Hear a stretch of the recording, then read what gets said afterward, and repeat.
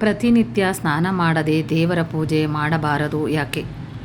ದೇವರ ಪೂಜೆಯನ್ನು ಮಾಡುವುದರ ನಮ್ಮ ಶಾಸ್ತ್ರ ಪುರಾಣಗಳಲ್ಲಿ ಸಾಕಷ್ಟು ನಿಯಮಗಳಿವೆ. ಈ ನಿಯಮಗಳಿಗೆ ಬದ್ಧವಾಗಿ ಶಾಸ್ತ್ರೋಕ್ತವಾಗಿ ದೇವರ ಪೂಜೆಯನ್ನು ಮಾಡಿದಾಗ ಮಾತ್ರ ಆ ಪೂಜೆಯು ನಮಗೆ ಪ್ರಯೋಜನವನ್ನು ನೀಡುತ್ತದೆ.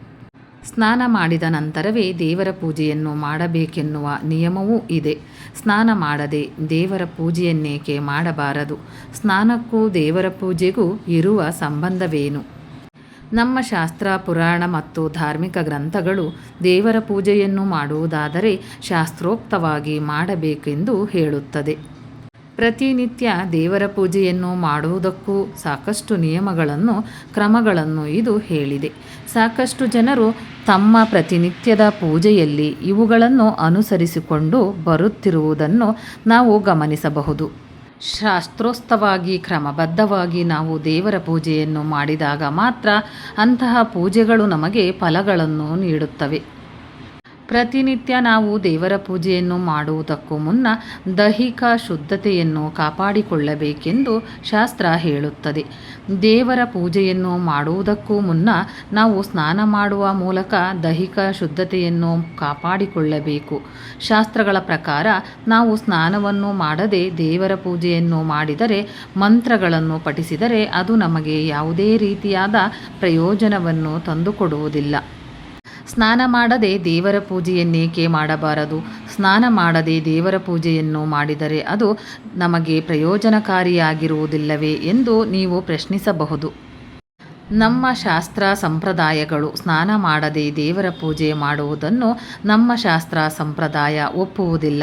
ಮನುಸ್ಮೃತಿಯಲ್ಲಿ ಉಲ್ಲೇಖಿಸಿರುವ ಪ್ರಕಾರ ನಾವು ಸ್ನಾನ ಮಾಡದೆ ದೇವರ ಪೂಜೆಯನ್ನು ಮಾಡುವುದಾಗಲಿ, ಮಂತ್ರಗಳನ್ನು ಪಠಿಸುವುದಾಗಲಿ ಅಥವಾ ಹೋಮ ಹವನಗಳನ್ನು ಮಾಡುವುದಾಗಲಿ ತಪ್ಪು.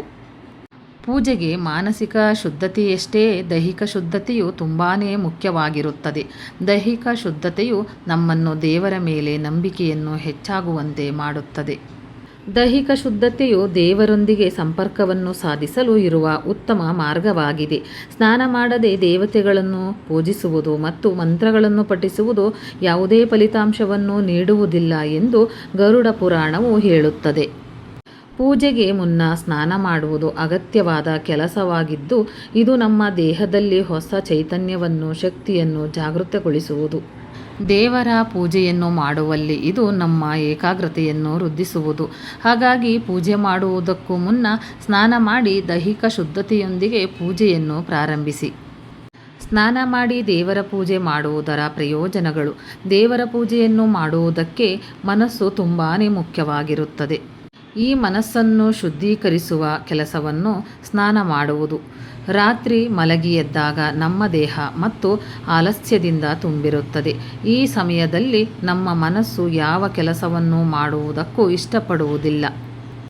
ಅಂತಹ ಸಂದರ್ಭದಲ್ಲಿ ಮುಂಜಾನೆ ಎದ್ದಾಕ್ಷಣ ಸ್ನಾನ ಮಾಡುವುದರಿಂದ ದೇಹ ಶುದ್ಧೀಕರಣಗೊಳ್ಳುವುದು ಮಾತ್ರವಲ್ಲ, ನಮ್ಮ ದೇಹದ ಮೇಲೆ ಬೀಳುವಂತಹ ನೀರಿನ ಅಂಶವು ನಮ್ಮ ಮನಸ್ಸನ್ನು ಕೂಡ ಶಾಂತಗೊಳಿಸುವುದು.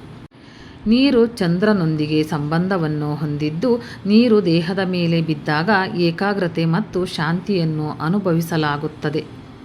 ವಾಸ್ತು ಮತ್ತು ಆಧ್ಯಾತ್ಮಿಕತೆಯ ಪ್ರಕಾರ ಅಶುದ್ಧ ದೇಹವು ಸಾತ್ವಿಕ ಶಕ್ತಿಯ ಹರಿವನ್ನು ಕಡಿಮೆ ಮಾಡುತ್ತದೆ.